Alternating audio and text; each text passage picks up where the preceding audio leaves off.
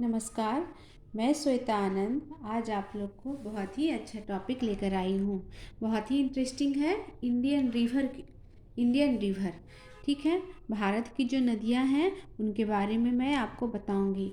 ये बच्चे, हर क्लास के बच्चे को बहुत ही आसानी से समझ सकते हैं।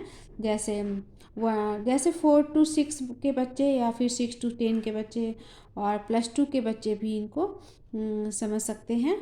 ठीक है बच्चों, मैं अब शुरू करती हूँ। भारत की नदियाँ। ठीक है, भारत की नदियाँ जो हैं, हमारा देश जो है नदियों का देश कहा जाता है क्योंकि यहाँ बहुत सारी नदियाँ हैं।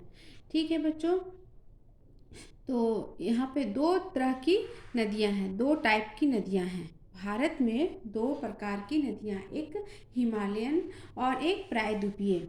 हिमालयन नदियाँ जो हिमालय से निकलती हैं और प्रायद्वीपीय नदियाँ जो दक्षिण से निकलता है।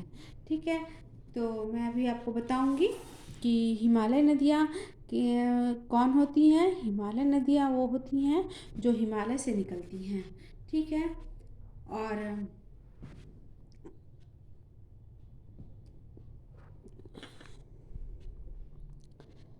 ये जो पार्ट है ये बिल्कुल कश्मीर से लेकर इधर पूरा नेपाल होते हुए इधर जो अरुणाचल तक जाती हैं, ये हिमालय क्षेत्र कहलाती हैं। ठीक है बच्चों, तो हिमालय के क्षेत्र में मानसरोवर झील है, वहाँ से जो नदियाँ निकलती हैं वो हैं सिंधु नदी, जो कि 2880 किलोमीटर लंबी हैं और ये भारत से होते हुए पाकिस्तान की ओर जाती हैं और वो अरब सागर में गिर जाती हैं।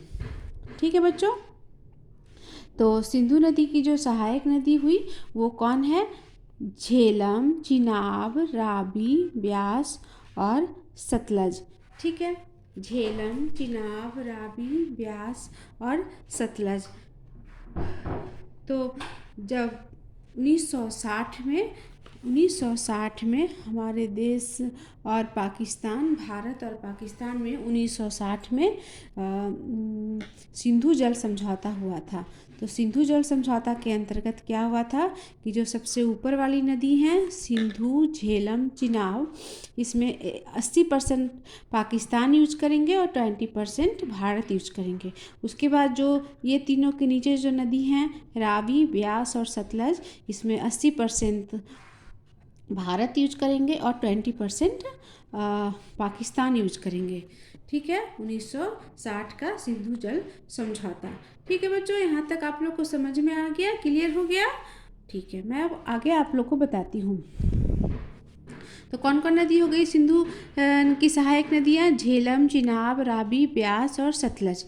तो सतलज नदी जो है उसके वो सबसे बड़ा भाखरा नांगल परियोजना बनाया गया है। ठीक है बच्चों, याद रखिएगा, सतलज नदी पर सबसे बड़ा भाखरा नांगल परियोजना बनाया गया है और वहाँ से एक नहर निकलती है, इंदिरा नहर, जो राजस्थान को पानी देती है। तो इंदिरा नहर भी भारत का सबसे बड़ा नहर है, जो मानव निर्मित नहर है। ठीक है, यहाँ तक क्लियर हो गया? अब आगे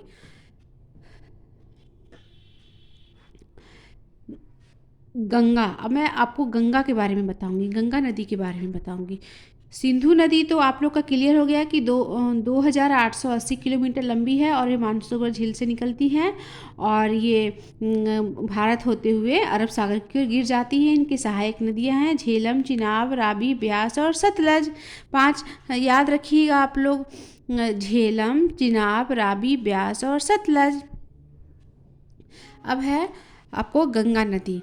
तो गंगा नदी गंगोत्री से निकलती है। ठीक है, गंगोत्री से होते हुए गंगोत्री से निकलती है गंगा। तो गंगा से गंगा कहाँ पे गंगा कहलाती है? जब गंगोत्री से निकलती है नदियाँ तो एक अलकनंदा होती हैं और एक भागीरथी होती हैं। तो दोनों नदी को मिलकर ही जो गंगा बनती है, जो आगे की नदियाँ, वो गंगा कहलाती हैं। ठीक है बच्चों, समझ में आ गया आप लोग को? तो उद्गम स्थल गंगा का कौन हो गया? गंगोत्री। ठीक है, तो गंगोत्री की गंगा की लंबाई जो है सो 2525 किलोमीटर है भारत में। ठीक है, और ये गंगा जो निकलती है नदियाँ, ये देखो ये ही नदियाँ हैं गंगा, और ये फिर इधर बंगाल की खाड़ी में गिर जाती हैं। ठीक है, ये हो गई गंगा नदी। ठीक है, और ये हो गई यमुना नदी, जमुना नदी। तो यमुना नदी जो हुई सो गंगा का ही सहायक नदी है। ठीक है, तो ये हो गई यमुना। क्वेश्चन पूछा जाएगा कि गंगा की सबसे बड़ी सहायक नदी कौन सी है, तो गंगा की सबसे बड़ी सहायक नदी जमुना नदी है, जो कहाँ पे मिल जाती हैं, जो प्रयाग में मिल जाती है, इलाहाबाद।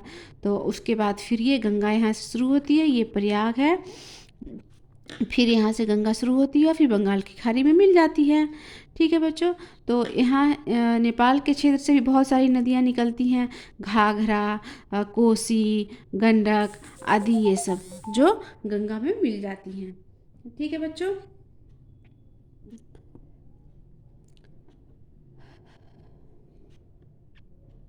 यमुना नदी की सहायक नदी कौन है, चंबल, बेतवा और केन। गंगा नदी की जो सहायक, सॉरी, जमुना नदी की जो सहायक नदी है वो चंबल, बेतवा और केन। तो वैसे ही अमरकंटक, अमरकंटक एक पहाड़ी है जहाँ से नदियाँ निकलती हैं। और जो क्वेश्चन पूछ सकता है कि जो नदी दक्षिण की ओर से उत्तर की ओर जाती हैं और गंगा नदी मिल जाती हैं, वो कौन नदी है, वो है सोन। और अमरकंटक की पहाड़ी से नदी निकलती है एक नर्मदा, जो अरब सागर में मिल जाती हैं।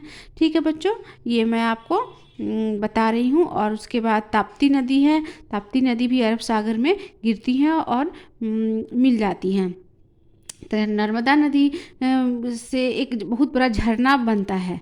तो झरना जो ऊपर से नीचे की ओर पानी आता है पहाड़ी के क्षेत्र से, उसको हम जलप्रपात कहते हैं। ठीक है, तो सबसे बड़ा जलप्रपात कौन हुआ, आपको धुआंधार जलप्रपात है जो नर्मदा नदी से निकलती हैं। तो और ताप्ती नदी, क्वेश्चन पूछा जाएगा कि नर्मदा नदी और ताप्ती नदी के बीच में कौन सा पहाड़ी इलाका है, तो वो सतपुरा पहाड़ है। ठीक है, और यहाँ से दोनों के बीच में रिफ्ट घाटी भी बनता है। तो रिफ्ट घाटी कैसे हो गया आपको, जैसे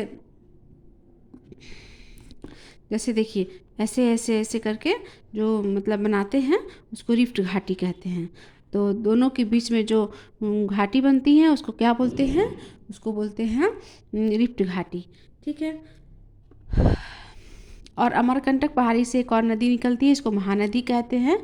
ठीक है, ये महानदी जो उड़ीसा में उड़ीसा से बहकर होते हुए भी बंगाल की खाड़ी में जाकर गिर जाती हैं। ठीक है बच्चों, अब आपको बताएंगे, गंगा नदी तो आपको क्लियर हो गया इधर से, मैं यहाँ पे अमरकंटक भी आप लोग को बता दी। और एक अरावली पर्वत, अरावली पर्वत जो सबसे पुराना पर्वत है, वहाँ से एक नदी निकलती है, लूरी नदी, जो कच्छ की ओर चली जाती है और वो लुप्त हो जाती है। लूरी नदी जो अरब सागर में नहीं गिरती है, वो कच्छ में ही जा कर के वो विलुप्त हो जाती है। ठीक है बच्चों, गंगा नदी तो आपको क्लियर हो गया। ठीक है, मैं अब सेकेंड पार्ट में आपको ब्रह्मपुत्र नदी के बारे में बताऊंगी। अगर आपको मेरा वीडियो अच्छा लगे तो प्लीज़ दोस्तों, बच्चों, मेरे चैनल को सब्सक्राइब करिएगा, कमेंट, लाइक, शेयर भी करिएगा। ओके, बाय, नमस्ते।